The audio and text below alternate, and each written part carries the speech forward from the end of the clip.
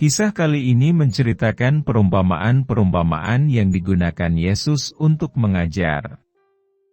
Perumpamaan tentang seorang penabur. Pada hari itu keluarlah Yesus dari rumah itu dan duduk di tepi danau. Maka datanglah orang banyak berbondong-bondong lalu mengerumuni dia, sehingga ia naik ke perahu dan duduk di situ, sedangkan orang banyak semuanya berdiri di pantai. Dan ia mengucapkan banyak hal dalam perumpamaan kepada mereka. Katanya, adalah seorang penabur keluar untuk menabur. Pada waktu ia menabur, sebagian benih itu jatuh di pinggir jalan, lalu datanglah burung dan memakannya sampai habis. Sebagian jatuh di tanah yang berbatu-batu, yang tidak banyak tanahnya, lalu benih itu pun segera tumbuh, karena tanahnya tipis. Tetapi sesudah matahari terbit, layulah ia dan menjadi kering karena tidak berakar. Sebagian lagi jatuh di tengah semak duri, lalu makin besarlah semak itu dan menghimpitnya sampai mati. Dan sebagian jatuh di tanah yang baik lalu berbuah, ada yang 100 kali lipat, ada yang 60 kali lipat, ada yang 30 kali lipat.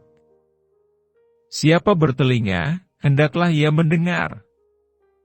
Maka datanglah murid-muridnya dan bertanya kepadanya, "Mengapa engkau berkata-kata kepada mereka dalam perumpamaan?" Jawab Yesus, "Kepadamu diberi karunia untuk mengetahui rahasia kerajaan sorga, tetapi kepada mereka tidak.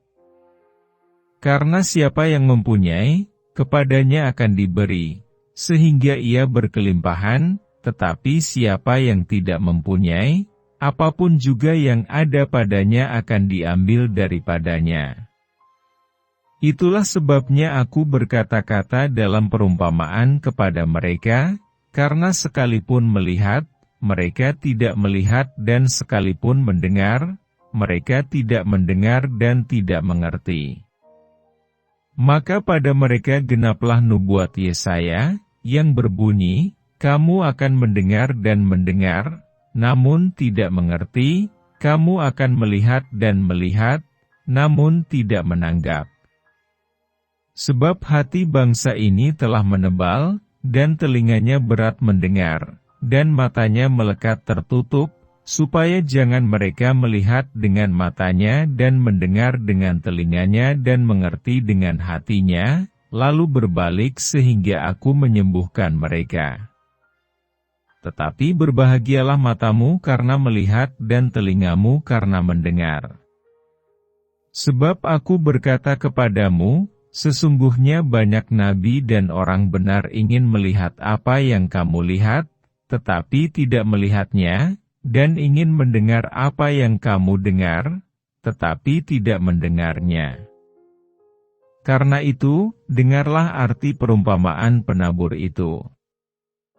Kepada setiap orang yang mendengar firman tentang kerajaan sorga, tetapi tidak mengertinya, datanglah si jahat dan merampas yang ditaburkan dalam hati orang itu, itulah benih yang ditaburkan di pinggir jalan.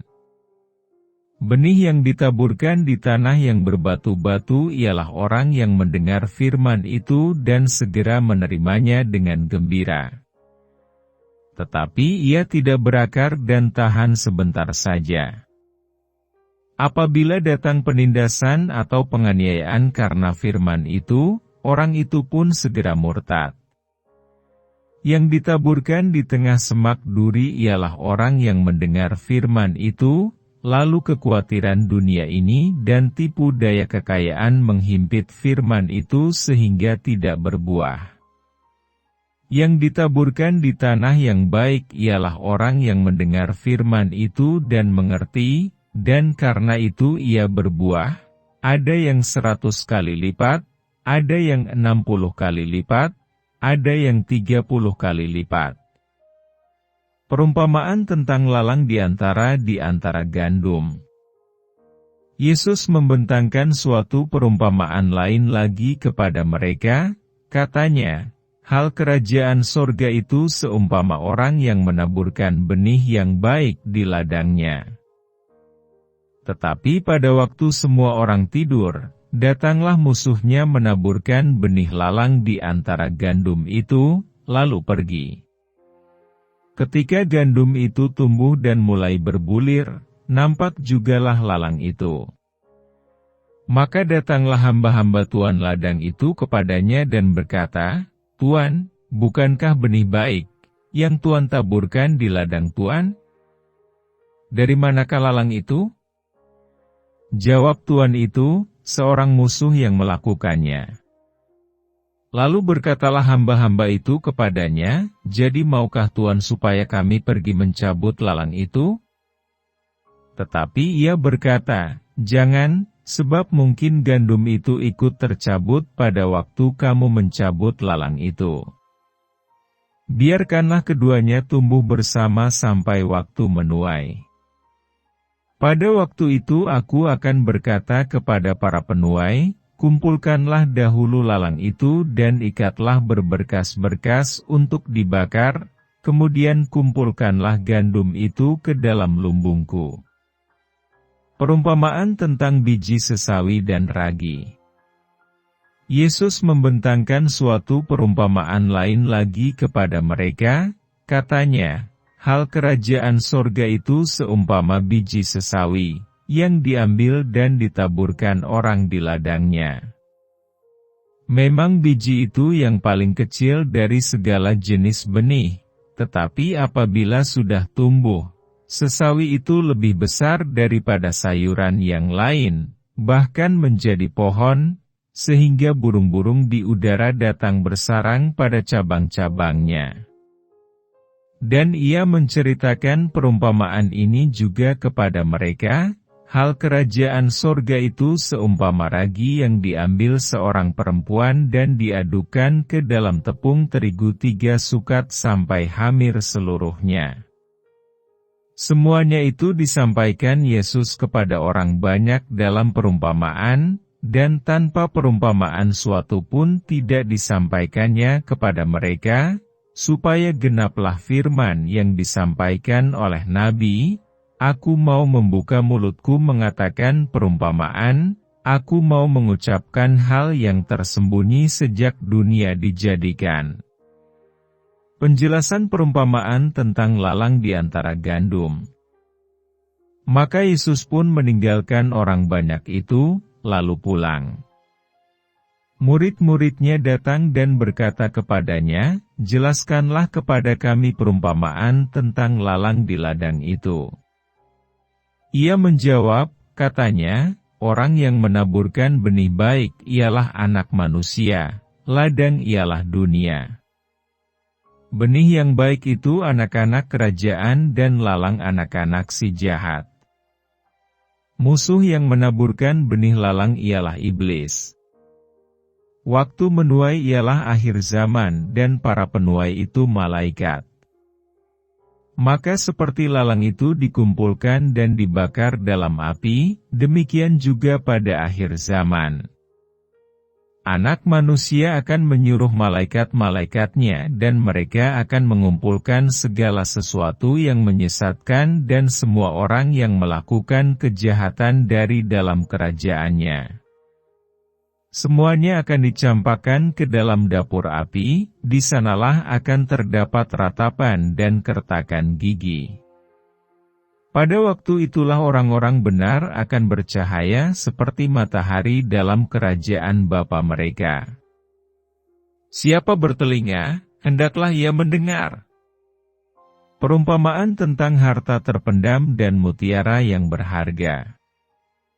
Hal kerajaan sorga itu seumpama harta yang terpendam di ladang, yang ditemukan orang, lalu dipendamkannya lagi.